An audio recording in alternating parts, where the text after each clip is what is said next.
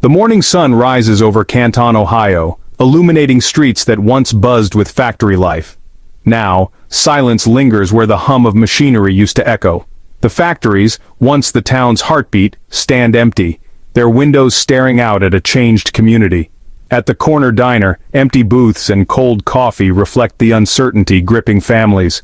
Conversations about overtime have faded, replaced by worries over bills and the future. This isn't just Canton's story.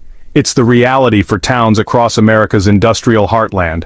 The promise of manufacturing, a good job, a secure future, feels broken. Main Street is lined with for lease signs, and young people are leaving for opportunities elsewhere. The American dream here is slipping away, replaced by resilience and a profound sense of loss.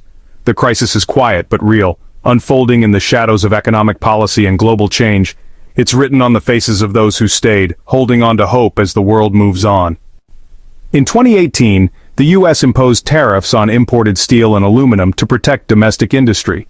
The goal: make American steel competitive and bring jobs home. But for many manufacturers, costs soared overnight.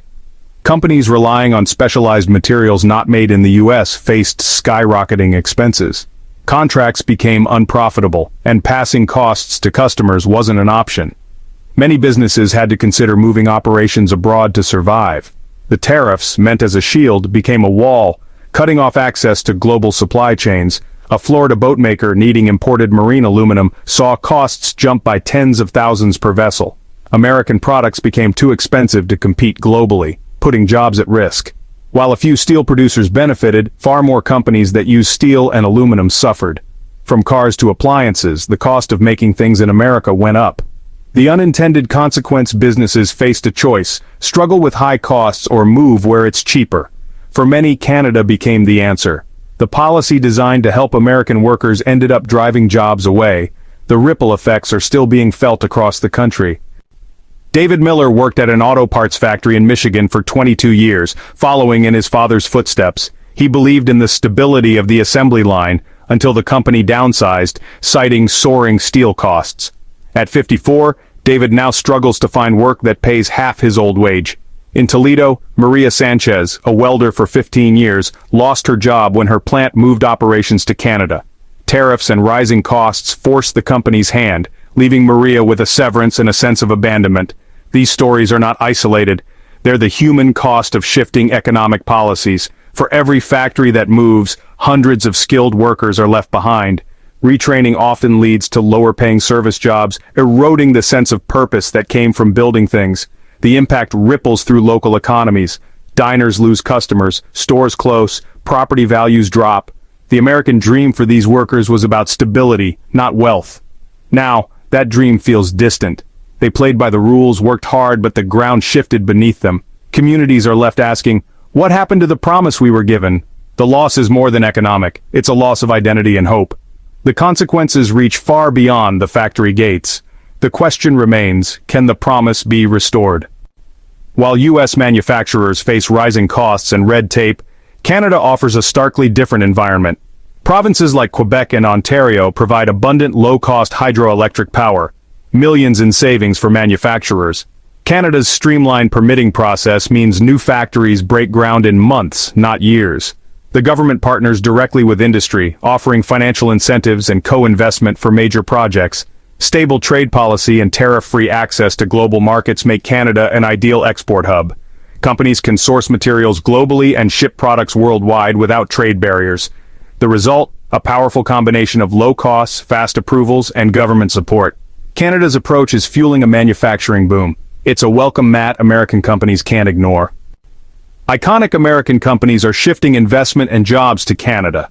Coca-Cola moved canning production to Ontario to avoid U.S. aluminum tariffs, saving millions. Ford and GM are investing billions in Canadian electric vehicle plants, drawn by clean energy and government incentives. Tesla opened a battery equipment facility in Ontario, tapping into engineering talent and a supportive ecosystem. Campbell's Soup consolidated operations in Toronto, citing a better business climate. Alcoa expanded smelters in Quebec to leverage cheap hydropower. These moves aren't about patriotism, they're about survival in a competitive market. High costs and bureaucracy in the U.S. push companies north, where opportunity is greater. The manufacturing map of North America is being redrawn. For many, the path to growth now leads through Canada. The numbers tell the story.